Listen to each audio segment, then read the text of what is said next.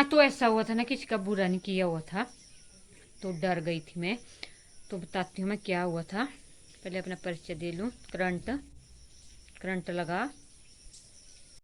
तो कैसे हो आप सब? सबको जय माता दी। मैं निर्मला यादव फ्रॉम हिमाचल प्रदेश से इस चैनल पे आने के लिए आप सबका स्वागत करती हूँ। जिन लोगों ने मेरे चैनल को सब्सक्राइब नहीं किया हुआ है वो मेरे चैनल को सब्सक्राइब कर दो। लाइक शेयर और कमेंट करना ना भूले। ना इस खंबे के ऊपर चढ़े हुए थे मेरे पति, तो ऊपर से गिरे वो नीचे। उनको करंट लगा ना, वो ऊपर से देखो तार छूटी हुई है। तो मैंने उनको मना करती रही मत चढ़ो मत चढ़ो, तो वो मानने ही नहीं। फिर भी चढ़ गया ऊपर। फिर ऊपर से करंट लगा, मैं अंदर थी। तो देखो जगह दिखा लेती हूँ मैं पहले आपको। मैं ना फंक्शन के लिए जा रही हूँ ना, उसके बाद बताती हूँ मैं आप लोगों को और बात।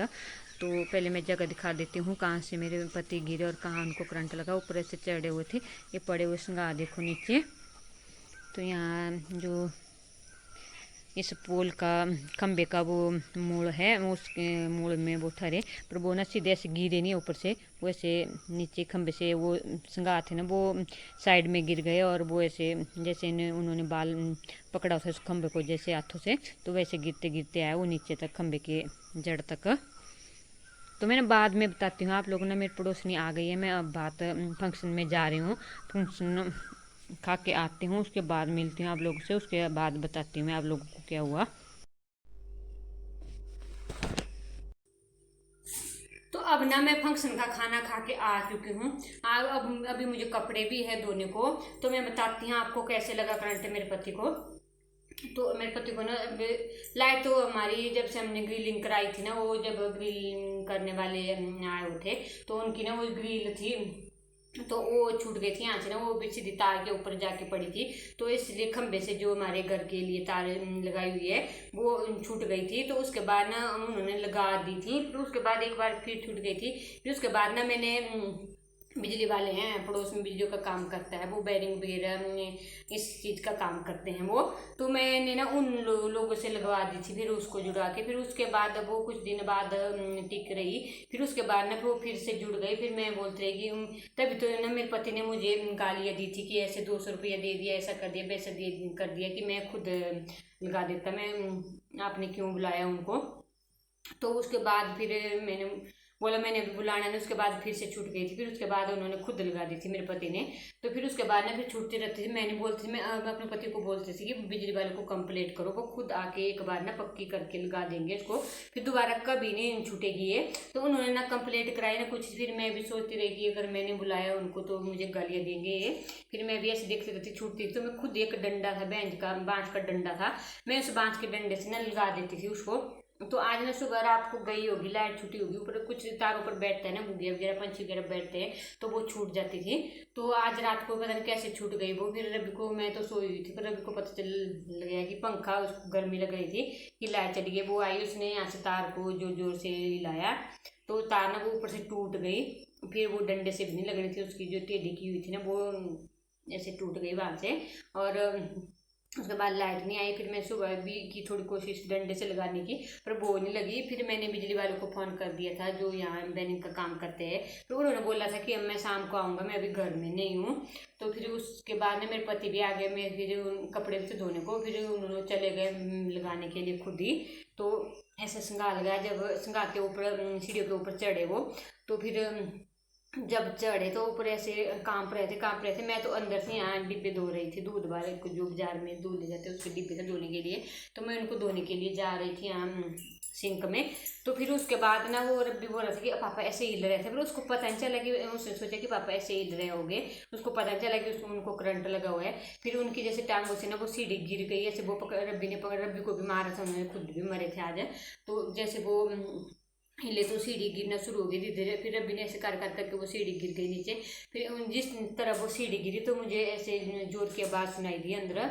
तो फिर मैं अंदर से चली गई। तो मेरे पति ने ऐसे ऊपर जैसे नीचे गिरे नहीं है खंबे से, तो ऐसे खंबे से ऐसे बाल पकड़ा हुआ था इन्होंने, जैसे खिसक खिसकते वो नीचे की तरफ आ गए और खंबे की जड़ तक पहुंच गए। फिर उसके बाद जब मैं अंदर से गई तो मैंने देखा, मैंने सोचा ऐसे बैठे हो गए यहाँ। मेरे को लगा पता कि ऊपर से गिरे हुए कि क्या हुआ हुआ है।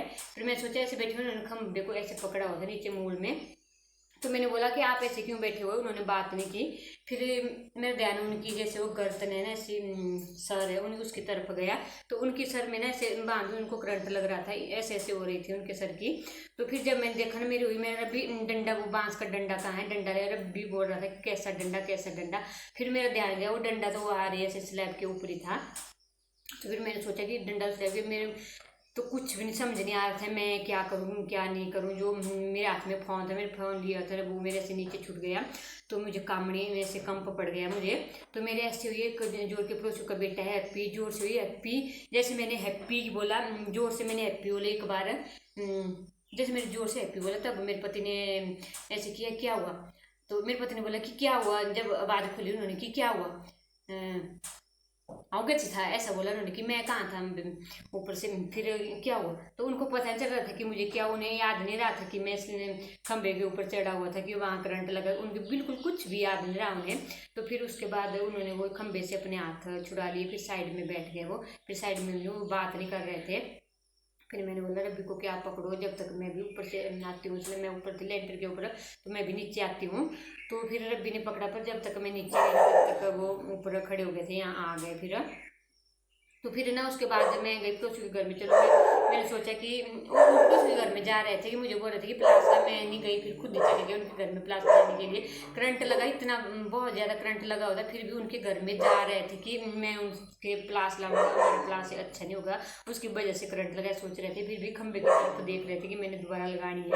तो फिर चले गए, मैंने पड़ोसी को फ़ोन कर दिया कि वो प्लास मत देना, ऊपर आ रहे हैं वो, उन्होंने प्लास नहीं दिया, फिर आ गए।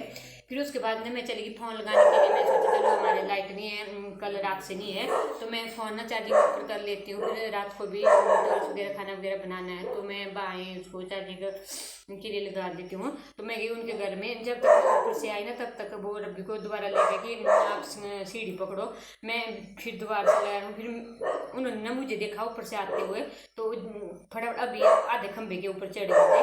उन्होंने मुझे देखा कि वो आ गए, उन्होंने सोचा कि वो फिर से आवाज़ गालियाँ दे देंगी, सबको सुना देगी, तो फिर से डर गए। फिर मैंने बोला, जो रस्सियाँ खोल रहे थे, फिर सिंगार जोड़े थे आपस में, फिर उन्होंने सोचा कि मुझे गालियाँ देगी, तो फटाफट वो रस्सियाँ खोल रहे थे। मैंने बोला कि क्या कर रहे हैं अभी, तो बोले मैं रस्सियाँ खोल रहा हूँ सिंगार। फिर मुझे तो रब्बी ने बताया कि पापा दोबारा चढ़ गए थे खंबे के ऊपर।